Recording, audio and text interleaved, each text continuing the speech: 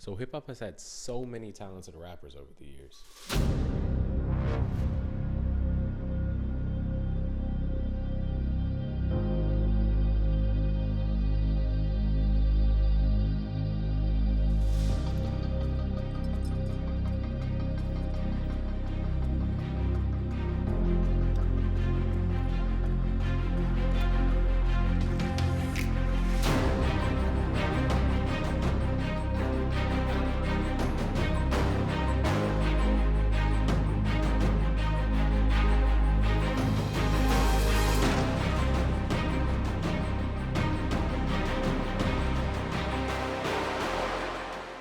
But which of them stands above the rest as greatest of all time?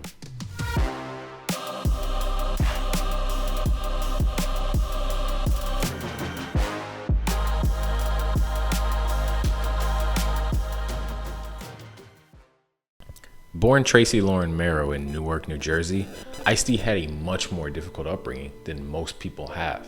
For starters, he lost both of his parents before he even reached high school, both of them dying to a heart attack.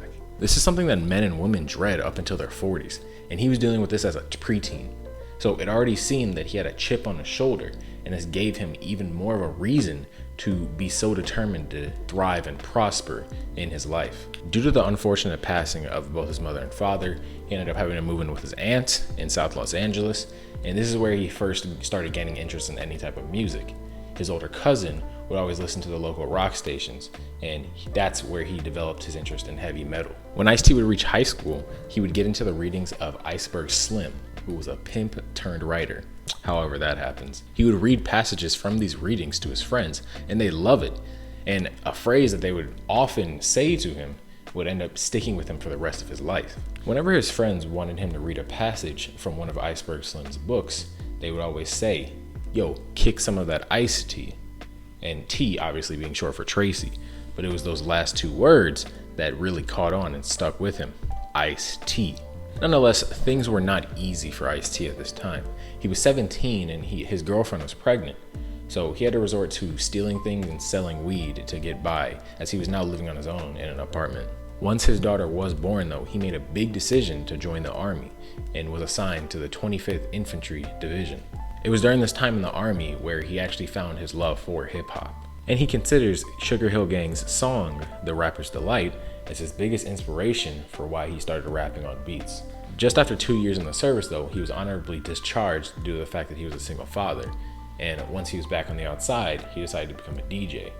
But he was still committing crimes, so obviously the money was not adding up for him. He was still rapping though, and one night he found himself at an open mic competition, judged by the one and only Kurtis Blow. He was rapping under the name DJ Tracy at the time, and he actually won the first week. But the following week, he actually ended up losing to Disco Daddy, a name that you will never hear me say again. After this loss, he changed his name to Ice-T, definitely calling back to this quote that his friends would say to him in high school. From there, he met with Willie Strong of Saturn Records, and a year later, his first single, The Coldest Rap, dropped. A few more singles later, and an album drop in 1987, and Ice-T was solidified in hip-hop history. So let's talk about his best songs from the 80s. So I'm changing a bit of the structure of how these videos are gonna work. I'm gonna rank his songs from worst to best, or I'm gonna rank his best songs from worst to best, then I'm gonna rank his worst songs from best to worst, and then I'm just gonna rank the projects that he has during this decade, and that's how it's gonna be for every rapper before I get into my ratings. So it's gonna be a little bit different, but it's basically the same thing, just a little bit more concise in how I feel about these songs and the projects. This girl tried to kill me. She didn't use the gun on night. This girl tried to kill me. First song I want to talk about is The Girl Tried to Kill Me off of Ice-T's 1989 album, The Iceberg. As you'll hear a lot, Ice-T loves talking about having sex, and this song is no different. But as his other songs kind of fall short in different aspects, this one is really creative. He adds a really nice story to it, and it's just an overall fun song. He even has a little bit of humor in the song. So this song is about Ice-T going to the club and flirting with a woman who ends up feeling him as well. He goes back to her place, but it turns out she's a little bit more freaky than he expected, you know. She's got a whole Batman tool belt of things back at her place to use on him, right? And he was not ready. And therefore, that's why he says the girl tried to kill him, obviously metaphorically, but he just feels like she was doing a lot. And even at the end, he still adds a little bit of humor in it as her husband ends up showing up and he literally tries to kill Ice-T. So this song is really fun. It's a joy to listen to. So yeah, this song is just really fun. It's a joy to listen to, and it's funny at parts. It's got funny parts to it. Threw on enough gold for any girl's pleasure. Left a pound and a half of that shit still in the dresser. Next up, we've got Soul on Ice, which is probably the most different sounding song that Ice-T has in his 1980s discography. The song plays like you're at some type of jazz club or something, and Ice-T's on stage, basically like speaking poetry over a really chill like jazz beat or something. And he tells a story of him after he's gotten out of hard times and being poor, living in poor neighborhoods, and now he's successful, you know, he's got a nice car, he's got a lot of money, and he's showing up to this function with not only people from his past, but also other successful people. And he goes through the list of people at this function, talking about the people that he used to know and how they're still trying to argue that, you know, he owes them money in some sort. And he talks about the people that are just as successful as him and how they maybe are trying to compete with him for how much money they all have. But the song ends with him stepping outside and getting shot in the heart by someone, or presumably by someone from his past. And he ends off the song by saying, just as he had gotten out of his dangerous past, his life was taken away. Not exactly in that way, but that's basically what the theme was. Basically, the song was trying to say, no matter how far you try to run from your past, it will always catch up to you in some way. And I thought this song was just very great for its theme and the sound that Ice-T brings to it.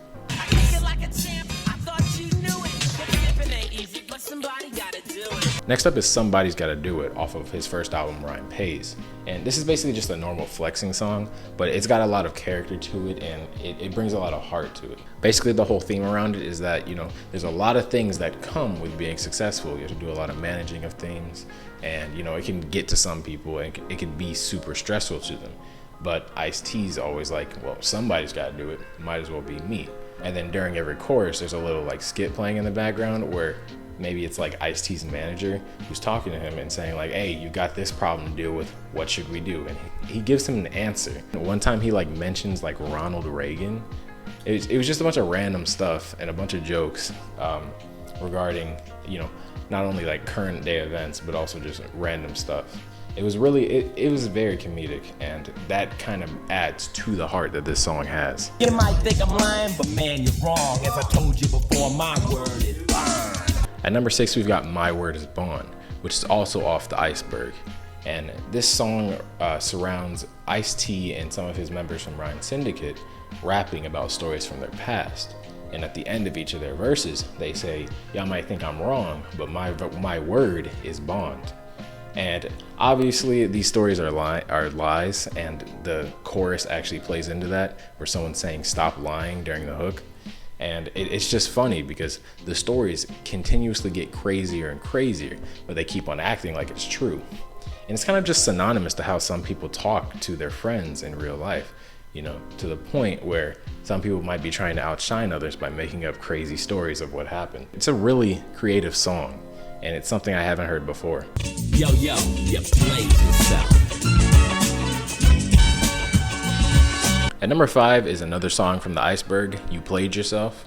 This song not only has one of his best beats from this time, but it also has a great theme. The theme is basically, don't ever get too overconfident, because you may end up sitting back on your ass or something, you know? And he describes a bunch of different stories in which they got too confident, or they got too in over their head and ended up falling back to bite them in the ass. We got one dude who ends up trying to buy his way into having a woman, and she ends up robbing him. We got another guy who's an up-and-coming rapper, and he starts talking a lot of trash about some veteran rappers, and he ends up getting embarrassed in front of them. And then we got one guy who ends up doing drugs, smoking crack, and he ends up in jail for armed robbery. So obviously in all of those situations, they got too in over their head with what they were doing, and it bit them back in the ass. So this is a great song. Iced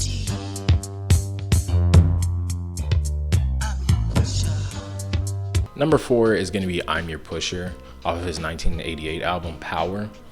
This song is basically just about Ice-T being not the pusher of drugs, but in this case the drugs is actually just his music. And he's basically saying that, instead of getting high off of things like cocaine, get high off of his tracks. He's really pumping up his music to say that it's so good that it can replace drugs, and it's a very healthy alternative, which I agree, it really is a healthy alternative. He also throws in a bunch of other artist names that he's a pusher for, like Biz Markie, some other ones that I can't remember. I just remember Biz Markie off the top of my head. And then he also throws in a little subtle LL Cool J diss, which I thought was funny. But yeah, this song is great. It's it's creative like all his other songs, but it also spreads a great message. I am a nightmare walking, psychopath talking, king of my jungle, just a gangster stalking. At number 3, we got Colors, which was a single by Ice-T in, I believe, 1988. Anyways, it is a great instrumental, a great hook, and then some of Ice-T's best delivery ever. There's no crazy message to it, but the basic one is that none of us really know anyone else's true colors until we see them in some crazy situation. And mainly he's talking about himself in this situation. He's saying, you don't know my true colors, you don't know what I'm really about, you just know what you hear in the music. But overall, that is a true message that everyone should follow. You see someone walking on the street and you could make an assumption about them, but you don't really know their true colors. But yeah, all in all, the flow, delivery, the sound, the beat is amazing. And everything about this song is just amazing. So it had to be one of his best songs. Peel they caps back. Number 2 is going to be Peel Their Caps Back, which is a storytelling song detailing a situation in which Ice-T and Evil-E, his DJ and his music producer for most of these songs, they go and get revenge for the murder of one of their friends. This song has a really sinister vibe to it, and it's a lot more grim than the other songs that he makes. And in the end, even though they do get revenge for their friend and they avenge him, they end up getting killed as well. And the overall message of this is that this wasn't necessarily gang violence, this was more of just revenge, aimless revenge. But the media will most likely just put it as gang violence. That's the overall theme of it, and that's what he says in the last line of the song. This was an emotional thing for Ice-T and Evil-E to do, but the media doesn't care about that. They're just gonna call it gang violence and move on.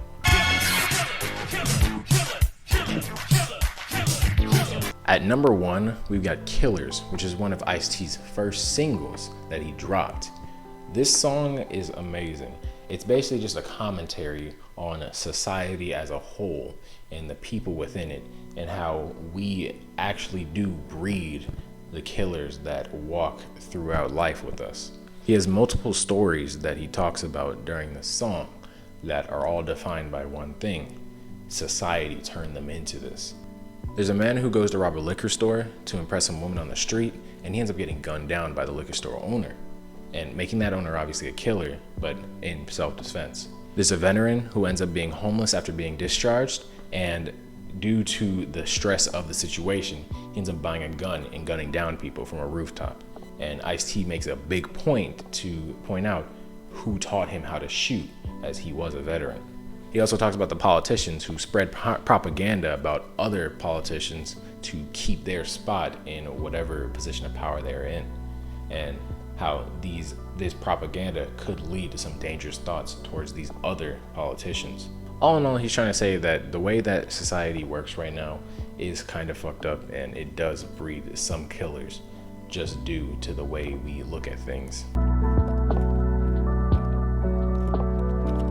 The first bad song that I want to talk about is I Love Ladies off of Ryan Pace. Obviously by the title, he's talking about how much he loves ladies, right?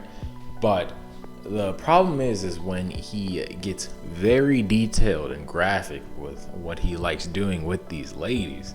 And, maybe this is just my personal opinion, but I don't like hearing that shit all the time, So it's not the greatest song to listen to. I definitely won't be listening to it again just because of how detailed he gets with some of this stuff. And to add to that, he has a whole verse explaining why he's not gay, which is just crazy. I mean, obviously, he's talking about he loves ladies, so maybe he'll sneak in a line saying, "Oh yeah, I'm definitely not gay," but you didn't have to do a whole verse of that. Like, that was unneeded.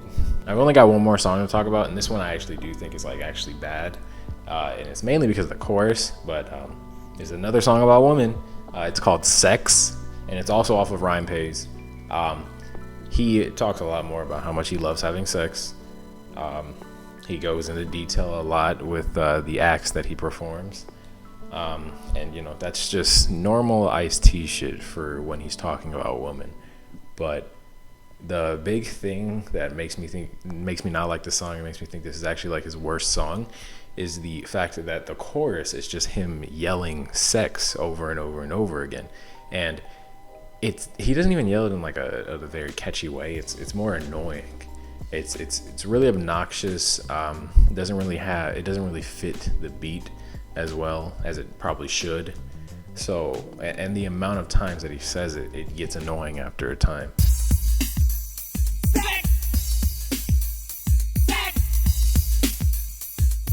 This song is really just more unbearable to listen to, mainly because of that hook. It makes the song hard to listen to. And obviously, you know, the other graphic stuff that he talks about, but that's not as big of a deal. So Ice-T had 3 projects that he dropped during the 80s, and I'm just gonna talk about them from worst to best, and then we're gonna go into our ratings. At number 3, we've got Rhyme Pays, which was his first album. And I mean, considering the other two, this album isn't even that bad, actually. It's got some classic songs by him. It's got 6 in the Morning, which I hadn't mentioned before, but this is one of his most popular songs, and it's like a blueprint for West Coast gangsta rap, right? But that was on this album, and this album was solid. It not only had those 2 songs that I just talked about as being his worst, but it was just a little bit less focused on content like his other 2 albums are. This was a lot more just flexing, talking about women, and nothing in particular, but it still is a solid album. There's nothing wrong with this album. At number 2, we've got Power, which was dropped the year after in 1988. This album is also really solid.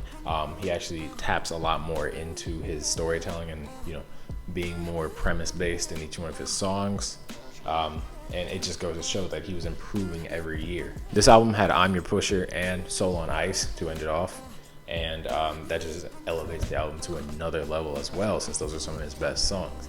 And it also had a skit at the start of the album and at the end of the album, which I thought was really creative. Basically, this guy and his friend were talking about Ice-T and how he was super dope as a rapper.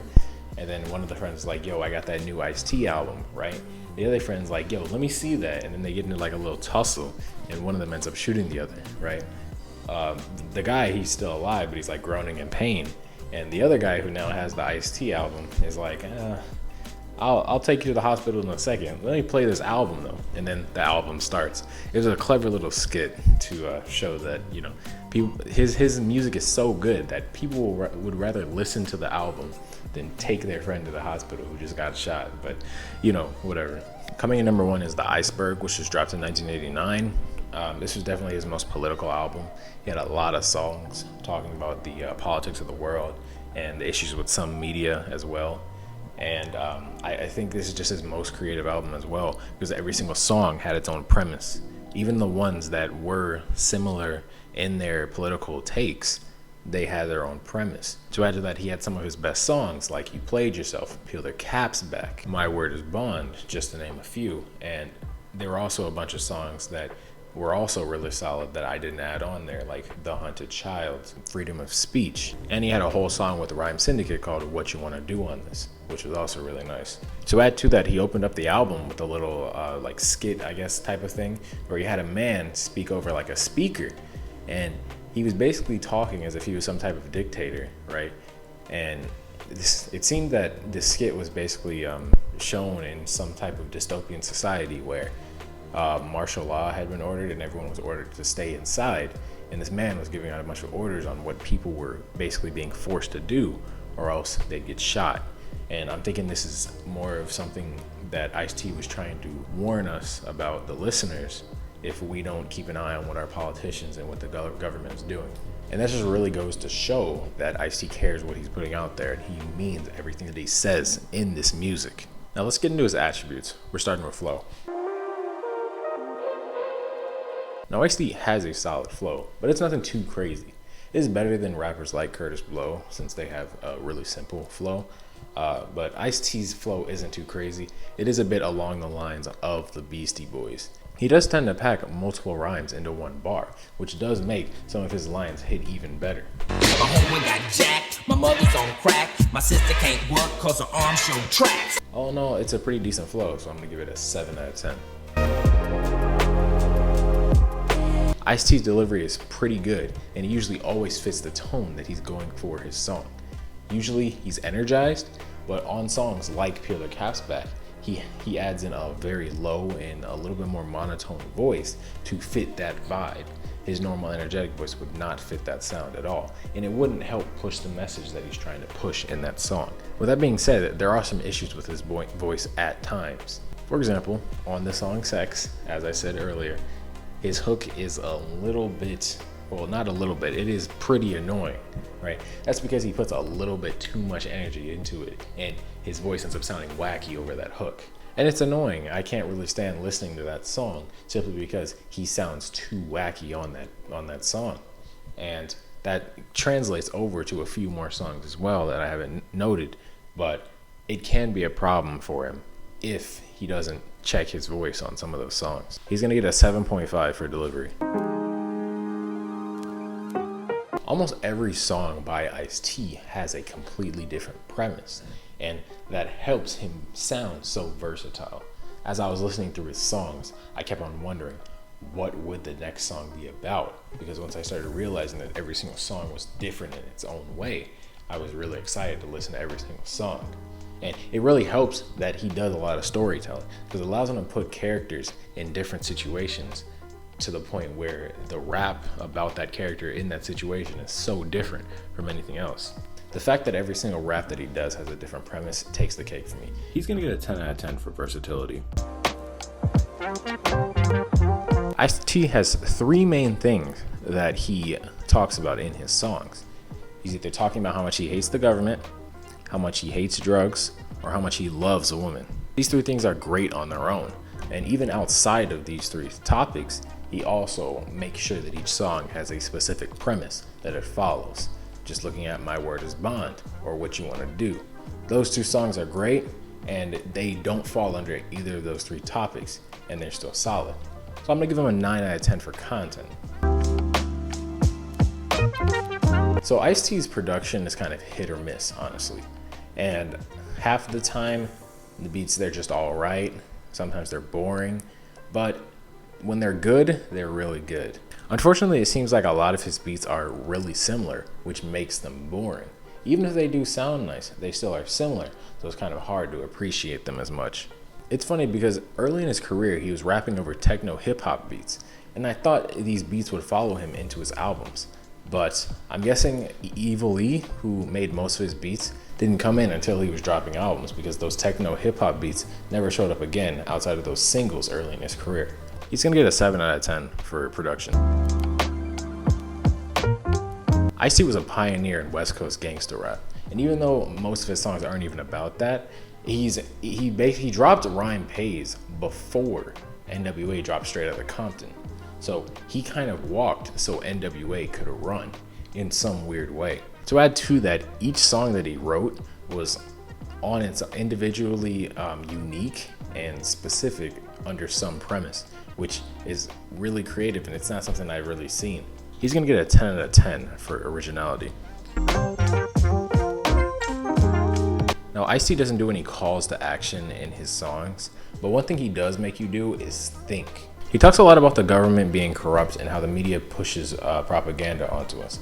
And the way he talks about it and the way he puts us, the listener, into a different perspective from what the media and the government likes to put us into, it allows us to think with a little bit more nuance to these situations. For example, on songs like Peel Their Caps Back and The Hunted Child, you're put into the perspective of the person who committed the crime, and you get to understand their emotions and feelings throughout the whole thing, where the media would more likely just call them a criminal who's doing criminal things without any type of humanity to what they were doing. Also, songs like Killers and Freedom of Speech talk about how the government can be hypocritical in how they enforce their laws.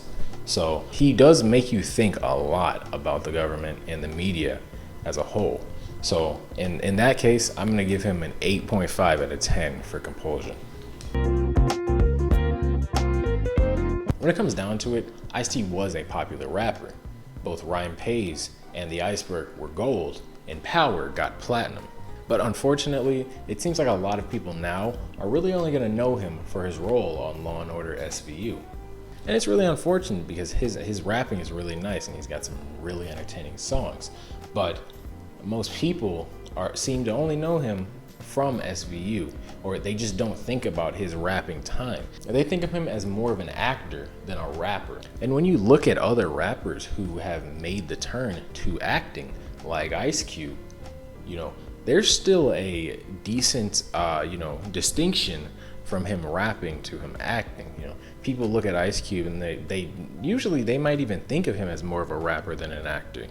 So since Ice Cube has been able to become an actor and still maintain that status as like a rapper first, I think this is going to do a disservice to Ice-T's reputation.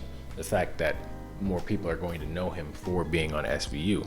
So I'm gonna give him an 8 out of 10 for reputation because he is still an integral part of hip hop, but it kind of sucks that people are going to think of him more in his acting roles than his rapping.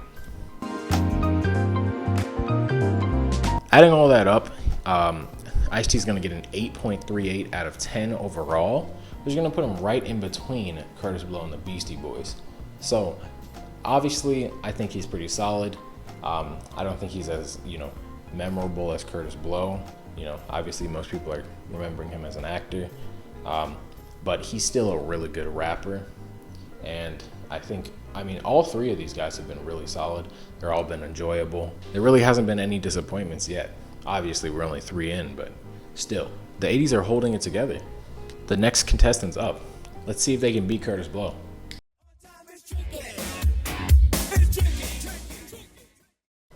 Stay tuned for the Rum D.M.C video. Thanks for watching.